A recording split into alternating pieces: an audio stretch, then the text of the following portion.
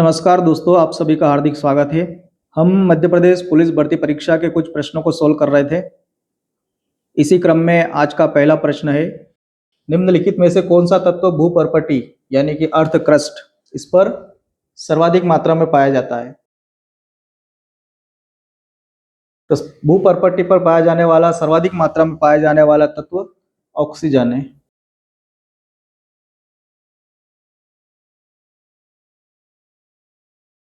अगला प्रश्न है, मानव नेत्र के रेटिना पर बनने वाला प्रतिबिंब किस तरह का होता है। वास्तविक और उल्टा होता है, वास्तविक और आभासी होता है, या केवल उल्टा होता है, या केवल आभासी होता है।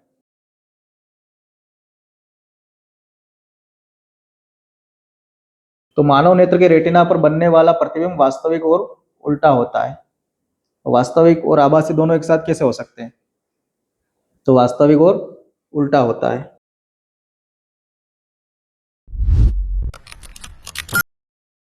मानव शरीर की सबसे बड़ी ग्रंथि कौन सी है? ग्रंथियों की अगर बात करें तो मानव शरीर की सबसे बड़ी ग्रंथि लीवर होता है, यकृत। ग्रंथियां किसको बोलते हैं? जिससे कोई एंजाइम रिलीज होता है उसको ग्रंथि कहते हैं। तो लीवर सबसे बड़ी ग्रंथि है। जायद फसलें आमतौर पर खालिस्तान दिया हुआ है की कटाई के बाद बोई जाती है। मतलब कि जायद फसलें कब बोई जाती है? तो जायद फसलें रबी के बाद बोई जाती है। क्यों? खरीफ की फसल बोई जाती है मानसून में यानी कि बारिश में, रबी की फसल बोई जाती है ठंड के मौसम में, और जायद फसलें बोई जाती है गर्मी में। तो हमारे यहाँ गर्मी का मौसम कब आता है? ठंड के मौसम के बाद, यानी कि रबी की फसल के बाद जायद फसलों को बोया जाएगा।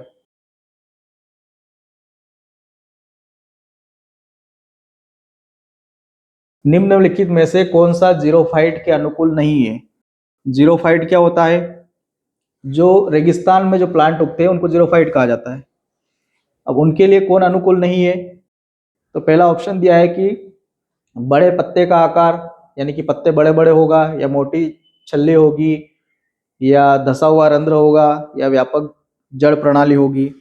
तो इसमें होगा बड़े पत्ते का आकार, क्योंकि अगर आप रेगिस्तान के पेड़ पौधों को देखोगे वहां पर ज्यादातर क्या होता है? कैक्टस, और उनमें पत्तियां छोटी होती है। पत्ती अगर साइज बड़ी होगी तो इसमें वाष्पोत्सर्जन ज्यादा होगा, और अगर पत्ती छोटी है या नहीं है, अगर आप कैक्टस को देखोगे तो उसमें कई सारे कैक्टस ऐसे होते हैं जिनकी पत्तियां ही नहीं होती है।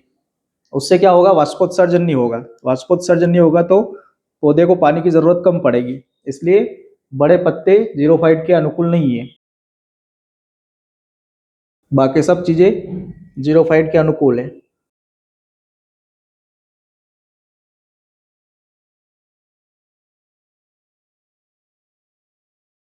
अगला प्रश्न है, प्रकाश संश्लेषण के दौरान कार्बन डाइऑक्साइड को छोटे छिद्रों के माध्यम से लिया जाता है, उन्हें क्या कहा जाता है? तो पत्तियों द्वारा जो कार्बन डाइऑक्साइड लिया जाता है वो स्टोमेटा द्वारा लिया जाता है। पत्तियों में रंध्र होते हैं, उनके माध्यम से कार्बन डाइऑक्साइड को पत्ते ग्रहण करते हैं, पत्तों के माध्यम से पौधे ग्रहण करते हैं। तो ये स्टोमेटा होता है, स्टोमेटा या रंध्र इनको बोलते हैं। निम्न में से किस शहर में भारत का पहला कृषि निर्यात सुविधा केंद्र खोला गया था? तो ये खोला गया था पुणे में सबसे पहले। भारत का पहला कृषि निर्यात सुविधा केंद्र भारत में पुणे में है।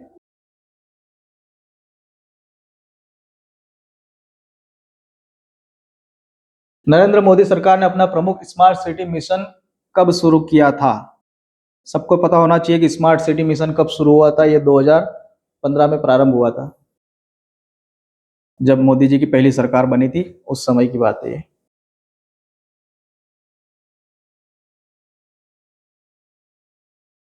भारत सरकार किस वर्ष तक तपेदिक को समाप्त करने की योजना बना रही है? भारत सरकार की 2025 तक की योजना थी, चल रहा है 2025, अभी खत्म नहीं हुआ है, अभी 1.5 महीना बाकी है।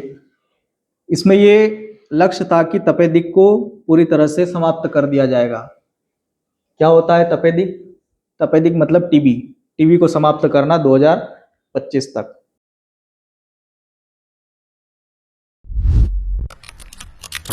अगला प्रश्न है, इन्फोसिस का मुख्यालय कहां पर है? इन्फोसिस एक आईटी कंपनी है और आईटी हब भारत का कौन सा है? बेंगलुरु। तो इन्फोसिस का मुख्यालय बेंगलुरु में है।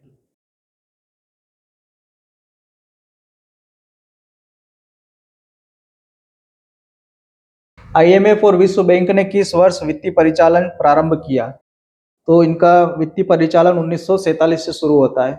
आईएमएफ से बहुत सारे प्रश्न पूछे गए हैं, कई सारे हम प्रश्न देख चुके हैं। तो इसका वित्तीय परिसंचालन या वित्तीय संचालन 1947 से प्रारंभ हुआ।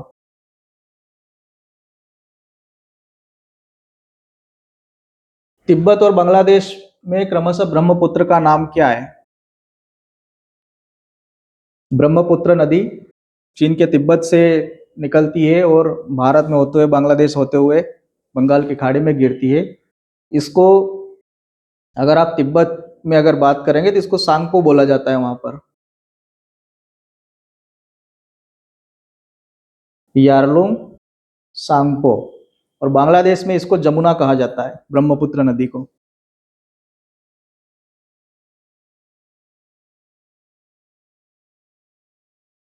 कमरे विएजा ज्वालामुखी किस देश में स्थित है? ये स्पेन में है। कमरे विएजा ज्वालामुखी है ये स्पेन में।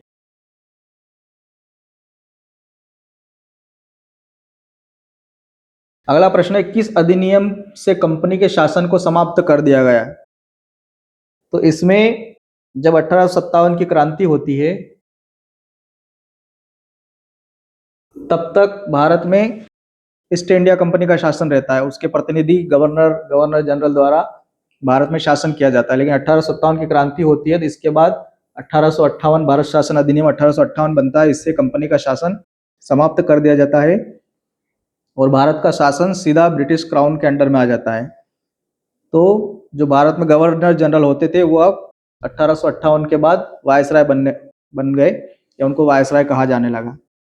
तो 1858 के बाद भारत शासन अधिनियम 1858, इसके बाद भारत में कंपनी का शासन समाप्त हो गया और ब्रिटिश क्राउन का शासन प्रारंभ हो गया।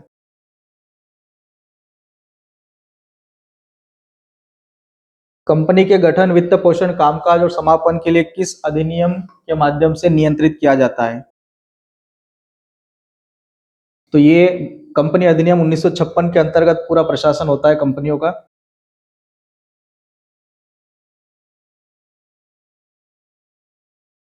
भारत की सबसे बड़ी एल्यूमिनियम फैक्ट्री किस राज्य में है? सबसे बड़ी एल्यूमिनियम फैक्ट्री उड़ीसा में है भारत के।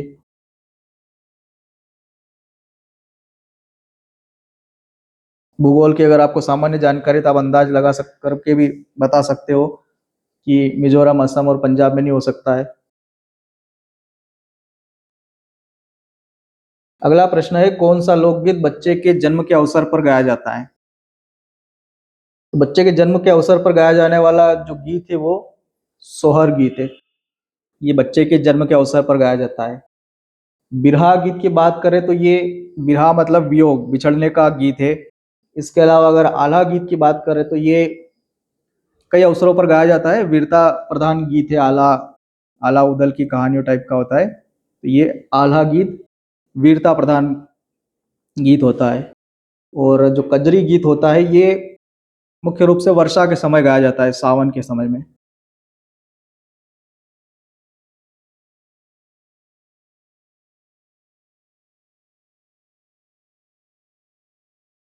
एक प्राचीन वैष्णव स्थल जिसमें एक विशाल वराह के साथ विष्णु की एक विशाल छवि और गुप्त शिलालेख का एक स्तंभ है, ये कहाँ पर है? तो गुप्त शिलालेख, विष्णु की एक विशाल प्रतिमा और वराह मूर्ति, ये सब मध्य प्रदेश के सागर में स्थित है, एरण में, एरण और पहलपुर में।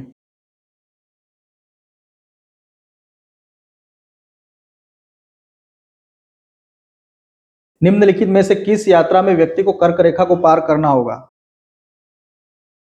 भूगोल का प्रश्न है, एक साधारण सा प्रश्न कि किन दो जिलों के बीच में कर्क रेखा आ रही है? तो ये भोपाल और रायसेन में आती है।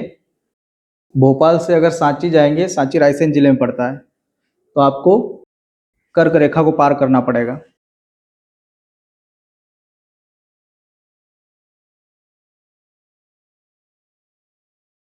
जबलपुर उच्च न्यायालय की इमारत की स्थापना निम्न में से किस वर्ष की गई है?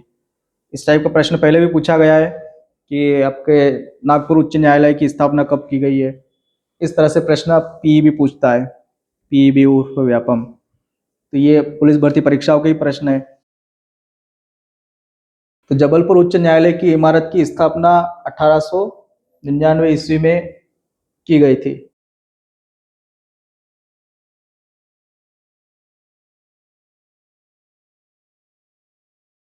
निम्नलिखित में से कौन सा जिला निमाड़ के मैदान की कृषि जलवायु क्षेत्र के अंतर्गत नहीं आता है? निमाड़ के अगर जिलों की बात करें तो खंडवा, बड़वानी, बुरहानपुर, खरगोन, ये सब निमाड़ में आते हैं। इंदौर मालवा में आता है, इसलिए मालवा निमाड़ के मैदानों की कृषि जलवायु क्षेत्र में नहीं आता है।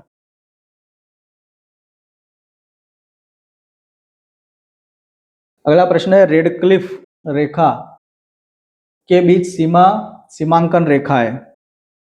मतलब यह है कि रेडक्लिफ जो अंतरराष्ट्रीय रेखा है वो किन दो देशों के बीच में है? भारत चीन, भारत बांग्लादेश, भारत और पाकिस्तान, अफगानिस्तान और पाकिस्तान। तो जो रेडक्लिफ सीमा है वो भारत और पाकिस्तान के बीच में है। वैसे तो देखा जाए तो भारत बांग्लादेश के बीच में भी रेडक्लिफ रेखा ही है, लेकिन अब उसको रेडक्लिफ नहीं बोला जाता है, भारत और पाकिस्तान के बीच में है। इसके अलावा अगर भारत और चीन के बीच में देखोगे तो मैकमोहन रेखा है।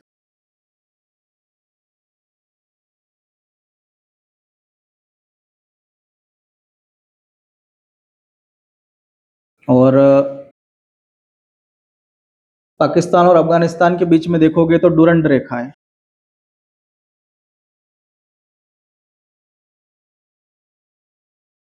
डुरंड लाइन भारत और अफगानिस्तान के बीच में।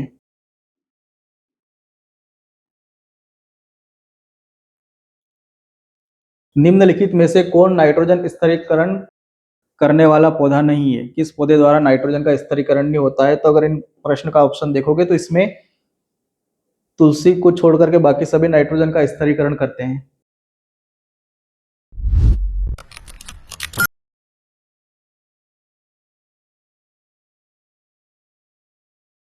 रेफ्रिजरेटर, एयर कंडीशनर और एरोसोल स्प्रे में किसका प्रयोग किया जाता है?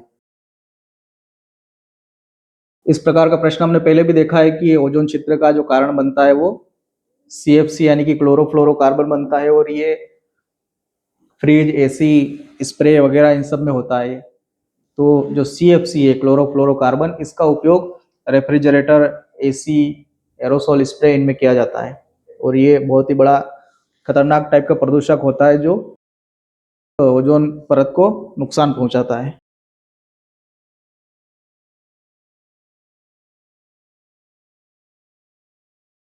सिस्टोसोमियासिस के रूप में जाना जाता है।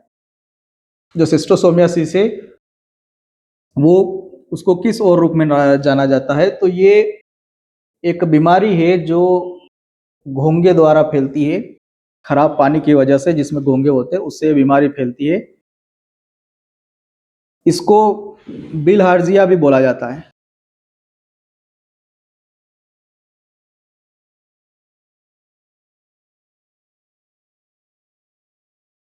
बिलहार्जिया या घोंघे का बुखार, ये घोंघे से फैलता है, कृमि रोग है ये एक तरह का। जो खराब पानी में अगर आप नहा रहे हो, पानी पी रहे हो, तो उससे ये बुखार फैलता है, घोंघा बुखार बोलते हैं इसको, जिसको सिस्टोसोमियासिस कहा जाता है। तो ये था मध्य प्रदेश पुलिस भर्ती परीक्षा के कुछ प्रश्न। आशा करता हूं कि ये आपकी आने वाली परीक्षाओं में सहायक होंगे। मिलते हैं इसी प्रकार की अगली क्लास में, तब तक अपना ध्यान रखिए। हमारे साथ बने रहने के लिए धन्यवाद।